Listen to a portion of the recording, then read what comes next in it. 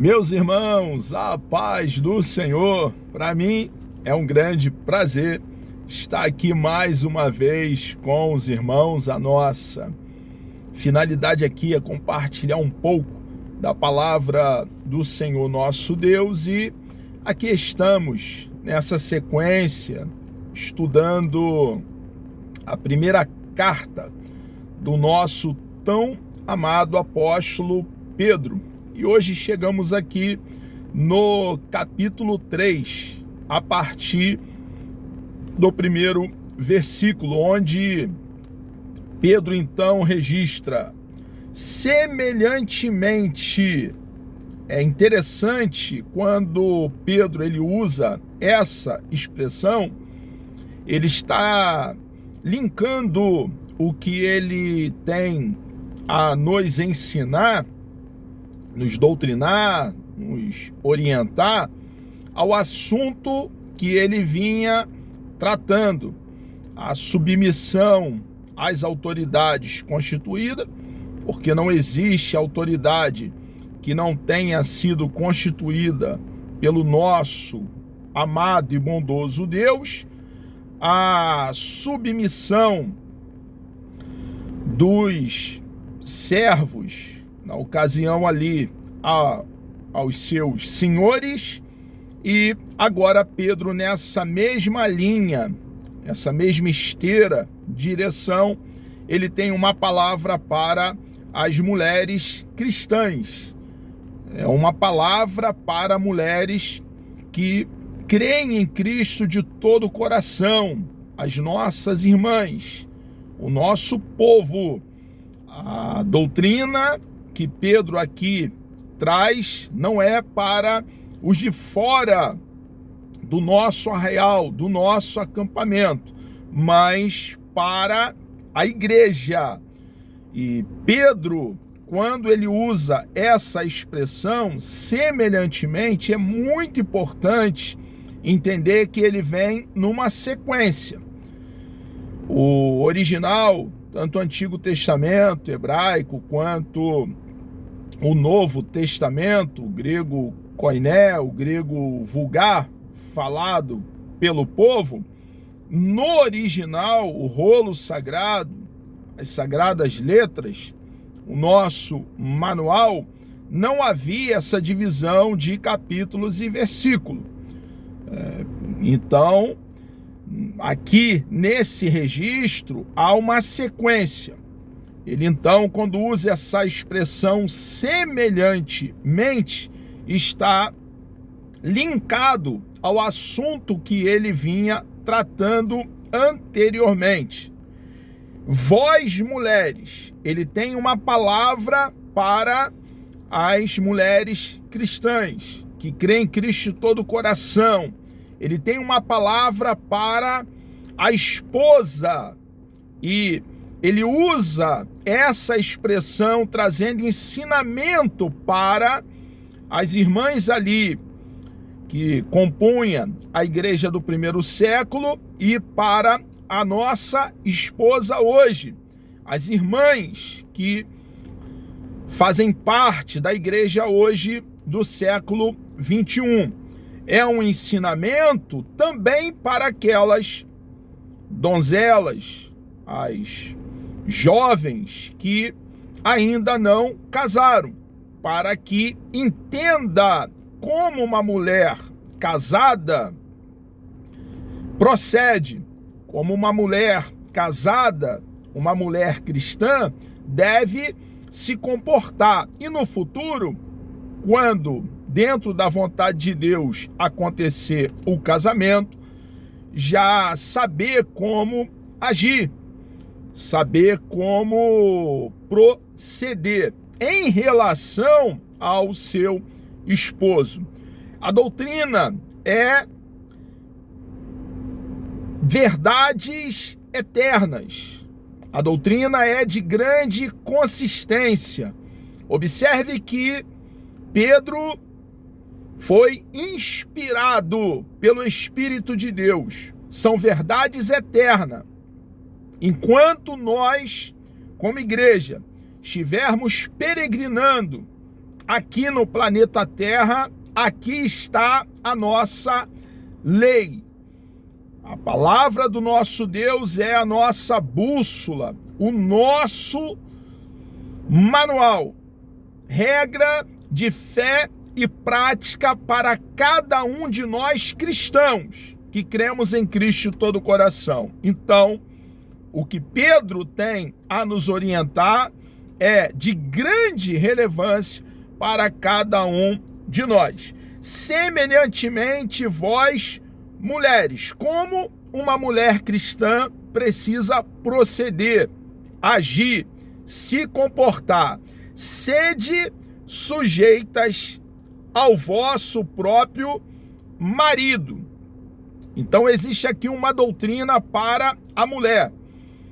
A mulher casada precisa se sujeitar ao seu marido. E, a princípio, pode até parecer algo não coerente, não sábio, mas entendendo que a palavra de Deus é um todo e de Deus emana sabedoria, é muito importante saber que a revelação é progressiva. Não é Pedro falando uma coisa, Paulo falando outra coisa, Tiago dizendo uma outra coisa, não. Todos os aproximadamente 40 escritores bíblicos vão em uma direção. São verdades eternas e doutrinas de grande sabedoria. Por que você está dizendo isso, irmão Luciano? Porque o que parece aqui não ser coerente, uma mulher se submeter, se sujeitar ao seu marido, é algo muito precioso, o ensinamento que Pedro traz aqui. Porque assim como Pedro, quando nós abrimos aqui na carta do nosso tão amado apóstolo Paulo, ensinando a igreja que estava ali na cidade de Éfeso, no capítulo 5, no versículo 22, Paulo vai dizer a mesma coisa que Pedro aqui. Vós, mulheres, sujeitai-vos a vossos maridos. E quando nós nos deparamos com o versículo 25 do mesmo capítulo 5 de Efésios, Paulo prossegue, irmãos. Ele não estaca na sujeição que a nossa esposa deve ter com relação a nós, seus esposos. Ele dá um passo a mais na doutrina. E Paulo, ele prossegue dizendo, de mão dadas com Pedro, na mesma linha, na mesma direção, tratando da mesma doutrina, da mesma verdade, de como a mulher cristã deve proceder. Ele fala para os maridos, vós maridos, amai vossa mulher. Então, assim como a mulher deve se sujeitar, se submeter a seu marido, o marido recebe a orientação, a doutrina, o ensinamento que deve amar a sua própria mulher. Mas Paulo não está aí. Observe que ele prossegue no seu ensinamento. Como também Cristo amou a igreja. E aí, irmãos, a doutrina começa a ficar cristalina. E a sabedoria é tão de alto valor que mexe conosco. Porque o que Paulo está dizendo aqui é que a mulher deve se sujeitar, se submeter ao marido, e esse marido deve amá-la. E ele não para aí, ele prossegue: amá-la como Cristo amou a igreja. E Cristo amou a igreja a ponto de dar a sua vida pela sua própria igreja. Derramar todo o seu sangue precioso para resgatar a sua própria igreja. O ensinamento aqui é que a mulher deve se sujeitar a um marido, e esse marido a ama a ponto de dar a sua própria vida por essa mulher. É muito tranquilo, então, agora entendermos o que a Bíblia está nos orientando. A Bíblia está deixando bem claro que há uma coerência no ensinamento que ela traz para nós cristãos. A esposa se submete a um marido que a ama, a tal ponto de dar a sua vida por ela, pela sua própria esposa. É muito tranquilo para uma mulher se submeter, se sujeitar a um marido que a ama a tal ponto de, se preciso for, dar a sua vida pela sua própria mulher. Entendemos biblicamente, irmãos, que o nosso Deus é bom, o nosso Deus é justo, e a mulher tem um grande valor. Nós vemos ali que mulheres faziam parte do ministério do nosso Senhor e Salvador Jesus Cristo. Em uma cultura em que a mulher era relegada a segundo plano, o nosso Senhor e Salvador Jesus Cristo retomou o papel precioso da mulher. Ele valorizou o trabalho da mulher. Ali havia mulheres que ajudavam com as suas fazendas, seu recurso financeiro, o ministério do nosso Senhor e Salvador Jesus Cristo. O tempo que ele passou aqui no ministério público, de 3 anos a 3 anos e meio aproximadamente. Na constituição da mulher, no primeiro livro do rolo sagrado, lá dentro daquele jardim de delícia, no Éden, naquele cenário paradisíaco, depois de Deus formar o nosso papai Adão do pó da terra e soprar em suas narinas o fôlego de vida, e o nosso papai Adão tornar-se alma vivente, o próprio Deus observa que não era bom que ele estivesse só. Dá um sono pesado nele, abre o seu lado, tira uma das suas costelas, serra o local. Depois de fechar o local, daquela costela, o próprio Deus, ele forma uma mulher. E ele mesmo, o próprio Deus, constituindo aí o casamento, ele traz essa mulher para o nosso papai Adão. A mulher é uma adjuntora que corresponde ao homem. Essa frase no hebraico tem por conotação aquela que completa a minha vida. Então, a mulher é um complemento à vida do homem. O homem não é completo sem a sua própria mulher.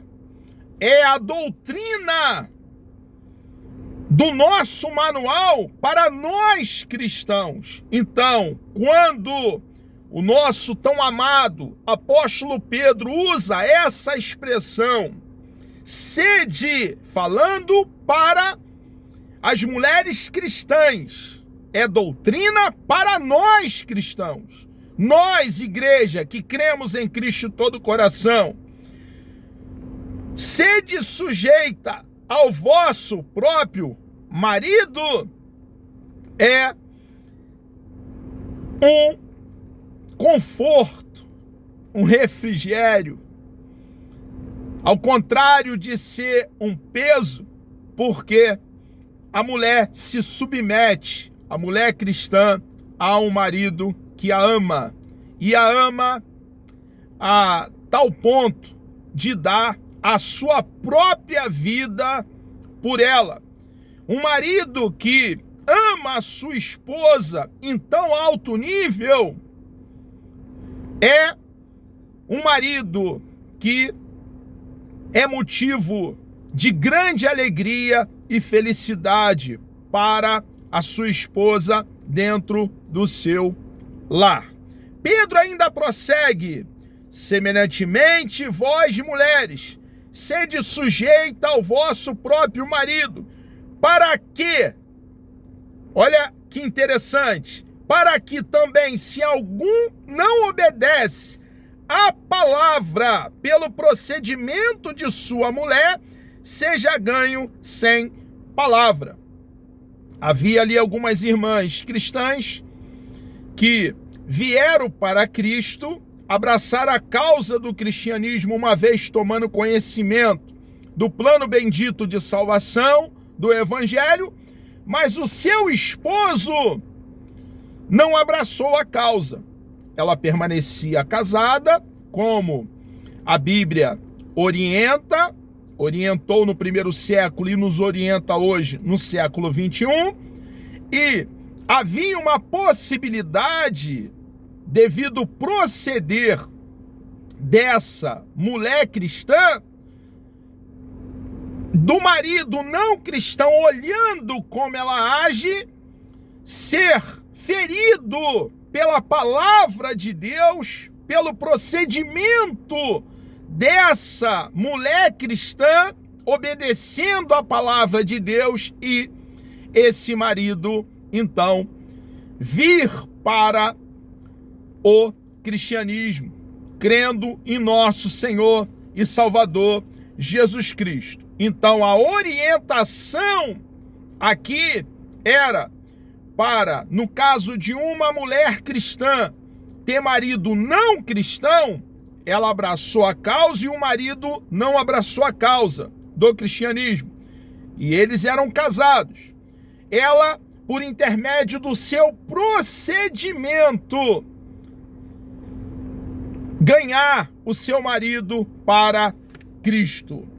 Para que também, se algum não obedece à palavra pelo procedimento de sua mulher, seja ganho sem palavra, considerando a vossa vida casta em temor.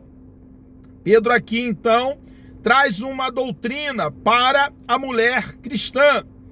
A mulher cristã, por amor a Deus, por andar com Deus, desfrutar de comunhão com Deus, intimidade com Deus, não deve levar uma vida desregrada, dissoluta, mas deve tomar tempo para debruçar sobre a palavra de Deus e andar coerente, obedecendo o Deus de toda graça.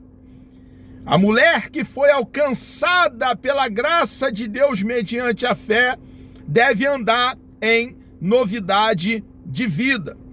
Pedro ainda prossegue: um enfeite delas não seja o exterior, no frisado dos cabelos, no uso de joias de ouro, na compostura de veste, mas, ao contrário, é o que Pedro está dizendo aqui, o homem encoberto no coração, no incorruptível trajo de um espírito manso e quieto, que é precioso diante de Deus. Nós, ao examinarmos a palavra do nosso Deus, observamos que devemos cuidar do nosso corpo, pois o nosso corpo é o templo do Espírito Santo.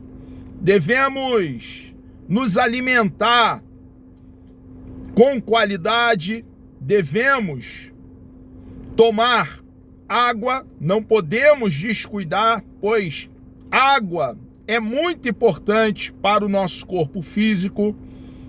A limpeza, a higiene pessoal não pode ser deixado de lado por nós. Precisamos buscar ajuda médica periodicamente, fazer exercício.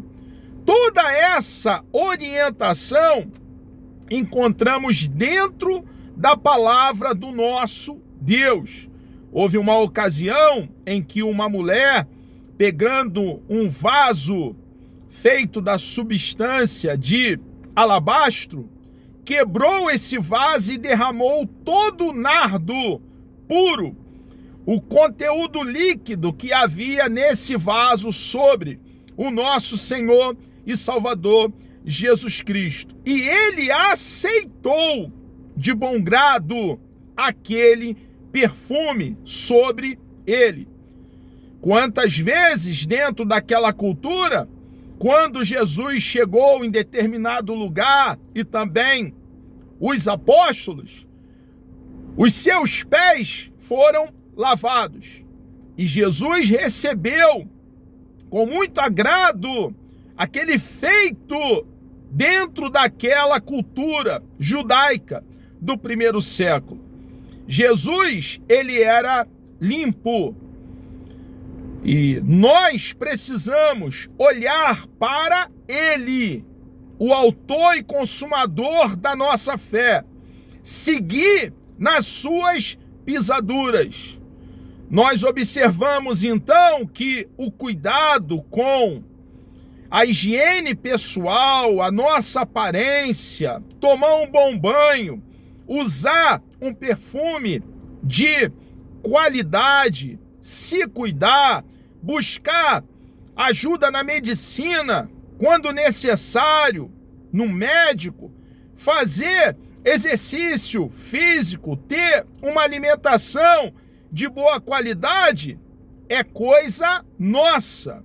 Devemos cuidar do nosso corpo, pois o nosso corpo é o templo do Espírito Santo. O Espírito Santo reside em nós. Não há como fazer a obra de Deus a contento, como o nosso Deus deseja que façamos, estando enfermo. Precisamos então ter um corpo saudável. Não há nenhuma dificuldade, pelo contrário, é uma orientação bíblica esse cuidado, tanto masculino como também feminino. O cristão é alguém limpo, cuidadoso. Mas, irmãos, o que tem grande valor para o nosso Deus é que o fruto do Espírito é o que Pedro está aqui doutrinando às irmãs. Continue amadurecendo, crescendo, desenvolvendo dentro de cada um de nós e também das mulheres cristãs. Olha o que Pedro aqui deixa bem claro, orientando as nossas irmãs. O enfeite delas não seja o exterior no frisado dos cabelos, no uso de joias de ouro, na compostura de vestes, mas o homem encoberto no coração, no incorruptível trajo de um espírito manso. A mansidão é uma das características, é uma das virtudes do fruto do Espírito. Quieto, que é precioso diante de Deus. Claro que aqui também pode haver uma refutação a um costume que havia naquela época, ali no primeiro século, com a finalidade de uma adoração aos deuses de prata, de ouro. Alguns adoravam também, se curvava diante do sol, da lua.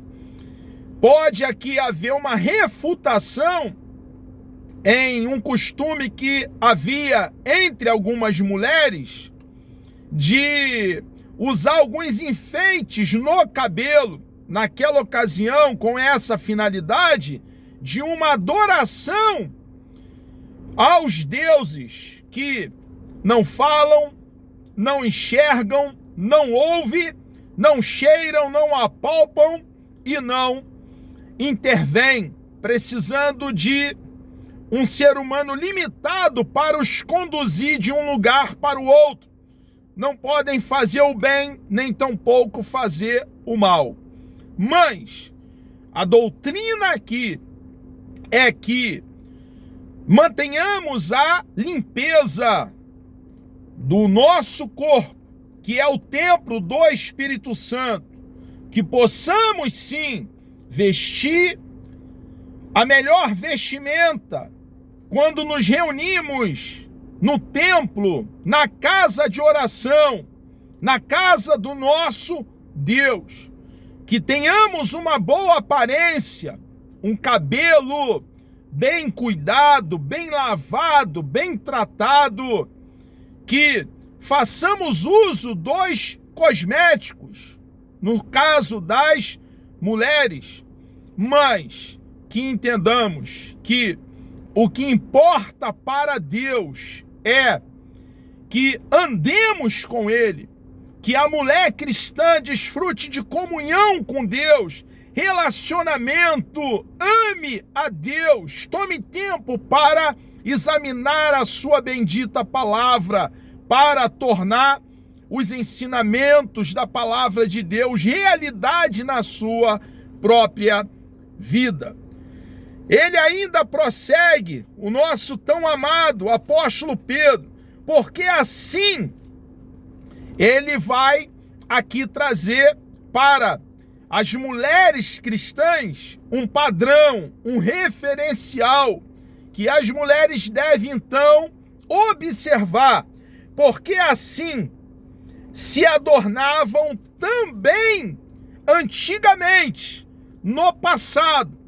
Ele vai até o registro veterotestamentário, a importância do Antigo Testamento, de todo o rolo sagrado, porque assim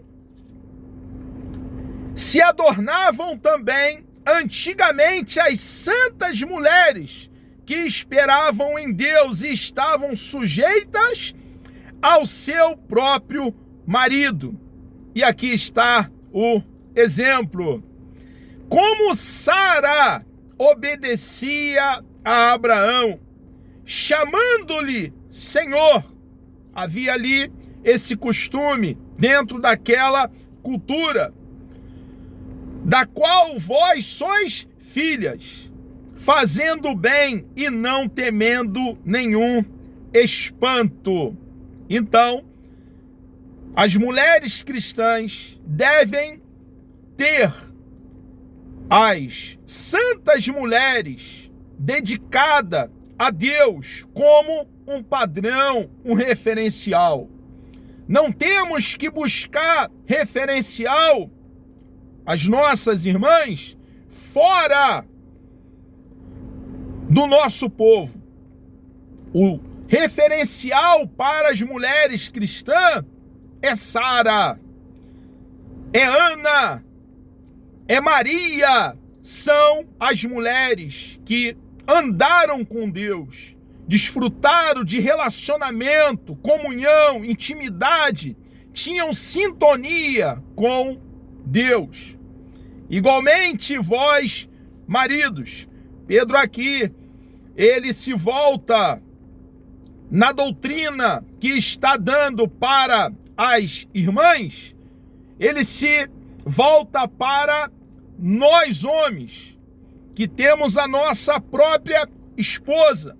Igualmente vós, maridos. A doutrina também é para o marido, assim como para a esposa. Igualmente vós. Não é elas em detrimento de vocês, e não vocês, vocês também. Nós, marido, coabitai com ela, com a nossa própria e única esposa. É o que ele está dizendo. Com entendimento. É fantástico, irmãos. Entender que é um complemento. A mulher é aquela que completa a nossa vida. E ela, a mulher, não é sem o seu próprio marido. Estamos para protegê-la. Estamos para amá-la. Para, como um supridor, um provedor do nosso lar.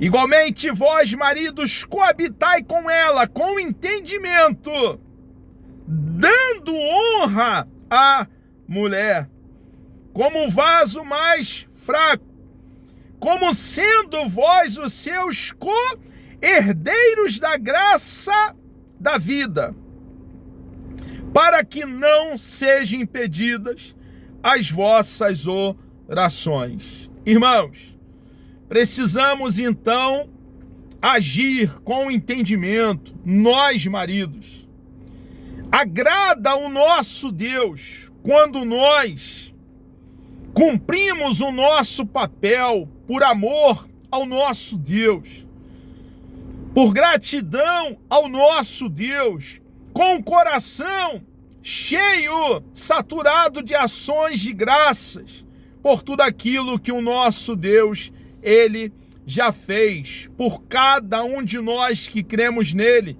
de todo o coração.